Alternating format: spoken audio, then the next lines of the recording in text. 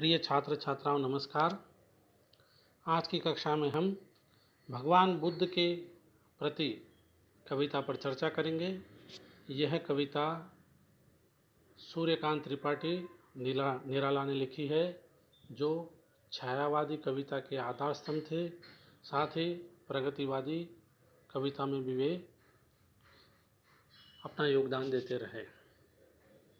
भगवान बुद्ध को याद करते हुए, जिन्होंने करुणा को मानवता का आधार बनाया, ऐसे भगवान को याद करते हुए निराला आज की प्रगति या आज का जो विकास है उसे जड़ मानते हुए कहते हैं, आज सभ्यता के वैज्ञानिक जड़ विकास पर। सर्वविदित है कि सभ्यता का विकास भावनाओं से होता है, संस्कारों से होता है, संस्कृति से होता है, किंतु आज जो है विकास का मापदंड विज्ञान बन गया है। इस मापदंड को जड़ मानते हुए वे कहते हैं, निराला कहते हैं, आज सभ्यता के वैज्ञानिक जड़ विकास पर गर्वित विश्व नष्ट होने की ओर अग्रसर। आज विश्व अपने विकास को लेकर काफ़ी गर्वित है, बहुत ज़्यादा उसे गर्व है अपने विकास का। निराला के अनुसार यह जो है विनाश की ओर उसका प्रयाण है, अर्थात वैज्ञानिक जड़ विकास विकास न होकर विनाश है। स्पष्ट दिख रहा सुख के लिए खिलौना जैसे वे बताते हैं, सुख के लिए खिलौना जैसे बने हुए वैज्ञानिक साधन मात्र खिलौने हैं। सुख के जीवन को जो है भोग विलास की ओर ले जाने वाले केवल पैसे। आज लक्ष्य में है मानव के, और मनुष्य की भागदौड़ मात्र धन अर्जित करने में है। किसी तरह धन को अर्जित किया जाए। आज लक्ष्य में है मानव के, आगे देखिए, स्थल जल अंबर जो वैज्ञानिक विकास हुआ है, आज जो है उसकी वजह से भूमि जल और आकाश तीनों भी खतरे में आ गए हैं। विकास के नाम पर विज्ञान के द्वारा मनुष्य ने अपने विनाश की राह को जो है प्रशस्त कर लिया है।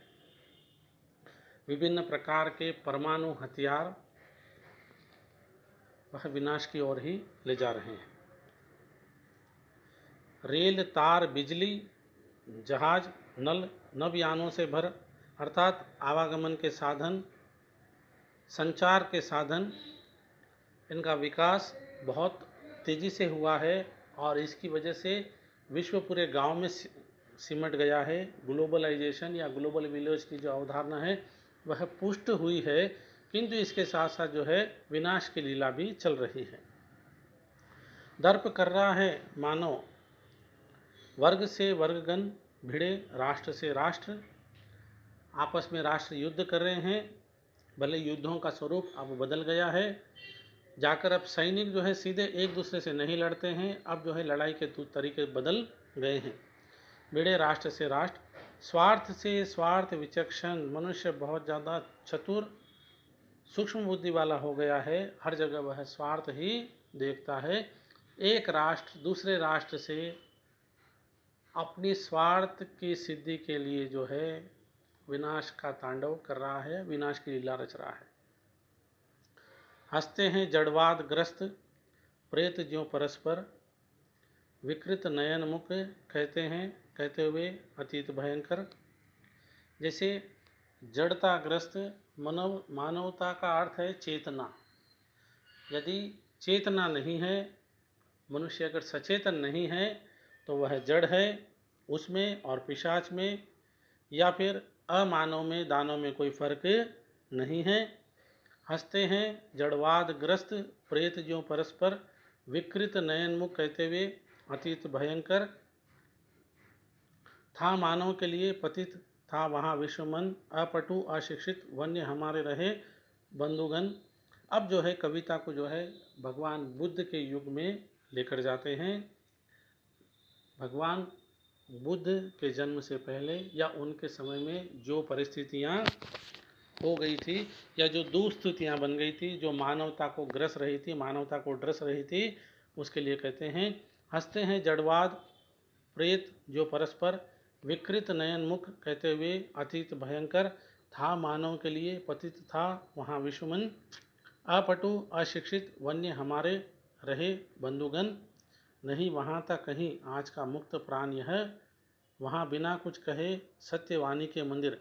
जब परिस्थितियाँ बिल्कुल मानवता के विपरीत हो रही थी, तब जो है शांति के साथ मौन को धरते हुए भगवान बुद्ध जो है सत्यवाणी के मंदिर में प्रवेश करते हैं। जैसे उतरे थे तुम उतर रहे हो फिर मानव के मन में जैसे जीवन में निश्चित। फिर से जो है मानव मन में भगवान बुद्ध को उतरने के लिए अपनी करुणा का प्रसार करने के लिए वे कहते हैं जैसे जीवन में निश्चित विमुख भोग से भोगों से दूर राजकुंवर त्याग कर सर्वस्थित जो कुछ भी था भगवान बुद्ध ने उसे त्याग दिया था। एकमात्र सत्य के लिए सत्य की खोज के लिए रूढ़ि से विमुख एकमात्र सत्य के लिए रूढ़ि से विमुख रत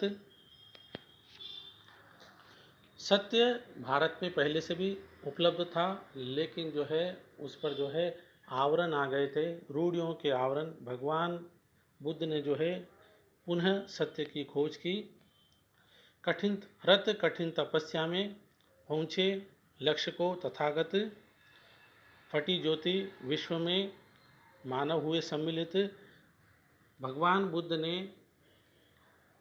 निर्वाण के बाद संसार को त्यागा नहीं बल्कि उस ज्योति का प्रचार प्रसार मानव मात्र में करते रहे। वे स्वयं और उनके शिष्य घूम घूम कर दूर दराज के गांव में दूर दूर सुदूर क्षेत्रों में दूसरे देशों में पैदल यात्रा करते हुए करुणा से युक्त मानवता का प्रसार करते रहे। धीरे धीरे हुए विरोधी भाव तिरोहित, भिन्न रूप से भिन्न भिन्न धर्मों में संचित हुए भाव मानव न रहे करुणा से वंचित। बुद्ध ने और उनके शिष्यों ने अर्थात भिक्षुओं ने विरोध धर्म में स्थित बुरे भावों को विरोधी भावों को जो है दूर किया और सभी मानवों तक करुणा का संदेश पहुंचाया।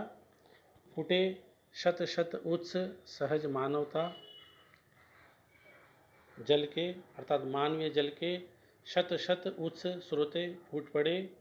यहाँ वहाँ पृथ्वी के देशों में छलके सभी जगह जो है भगवान बुद्ध के शिष्य पहुँचे। छल के बल के पंकिल भौतिक रूप अदर्शित, जो छल व्याप्त था, जो बल के माध्यम से मनुष्य एक दूसरे को दबा रहा था, ऐसे पंकिल अर्थात कीचड़ भरे भाव गंदे भाव जो है दूर हुए और हुई तुम्हें से ज्योति प्रदर्शित। और भगवान बुद्ध से जो है करुणा की ज्योति पूरे विश्व में जो है आलोकित हुई। निराला इस कविता के माध्यम से उन्हीं भावों का प्रचार प्रसार पुनः इस धरती पर करना चाहते हैं। आज परिस्थितियाँ भगवान बुद्ध के युग से बहुत ज़्यादा विकट हो चुकी है। स्वार्थ से ऊपर मनुष्य की दृष्टि नहीं उठती है। राष्ट्र भी छोटे राष्ट्रों को, जो शक्तिशाली राष्ट्र है, छोटे राष्ट्रों को दबाकर जो है अपना हित साध रहे हैं। ऐसे में भगवान बुद्ध की पुनः आवश्यकता संपूर्ण विश्व को है। यहाँ पर हम अपनी कक्षा समाप्त करते हैं। धन्यवाद।